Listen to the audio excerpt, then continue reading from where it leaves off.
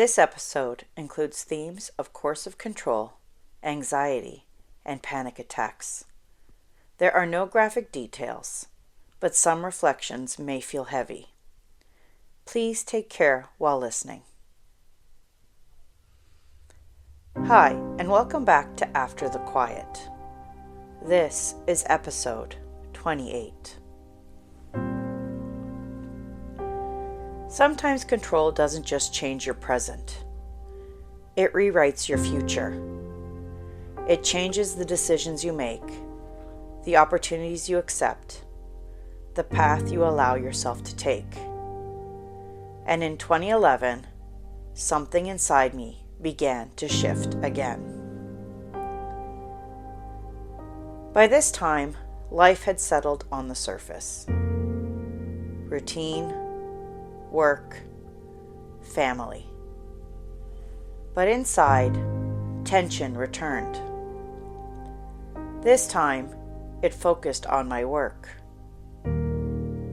He began finding fault with my coworkers, especially one colleague, a close friend, who, like me, was being selected for in-services and professional learning opportunities at the board office.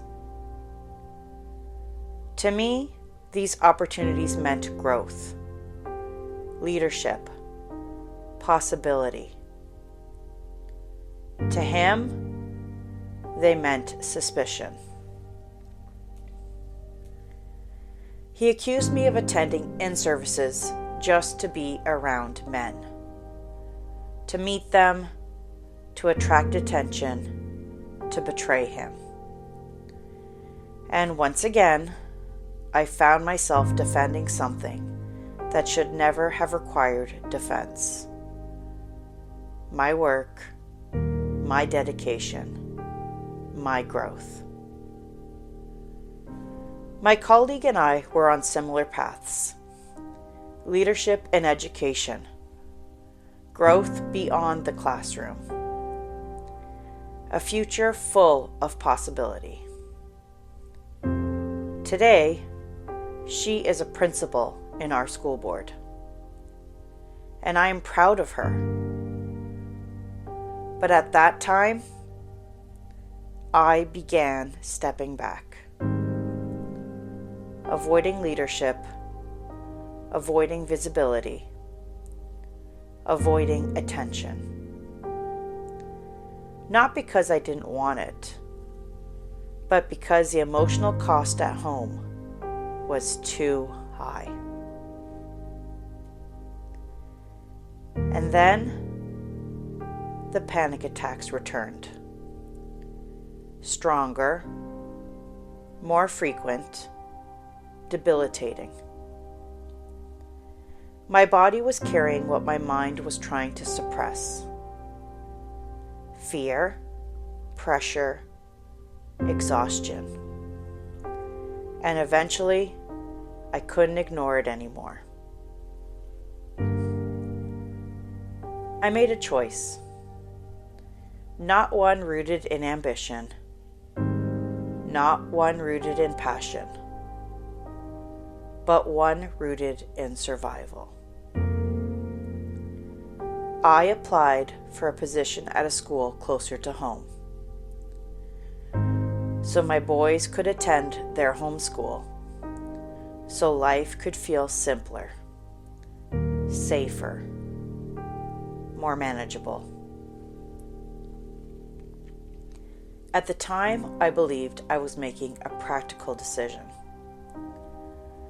a responsible decision, a family-first decision. And maybe part of it was. But now, looking back, I see fear shaping my future. Not loudly, not dramatically, but quietly. Control doesn't always stop you. Sometimes it simply redirects you. Until one day, you realize the path you're on is not the one you once dreamed of walking. If fear has ever shaped your decisions, if you've ever stepped back from something you wanted, if you've ever made yourself smaller to keep peace, you were not weak, you were surviving.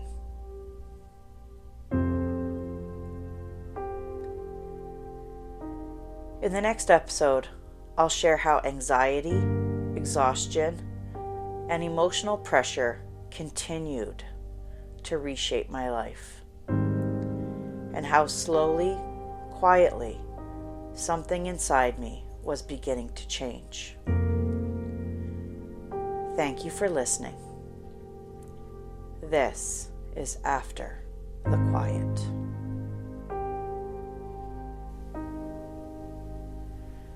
Please remember to subscribe to this podcast and share it with others who might need to hear my story. And also join me on Instagram at after.the.quiet.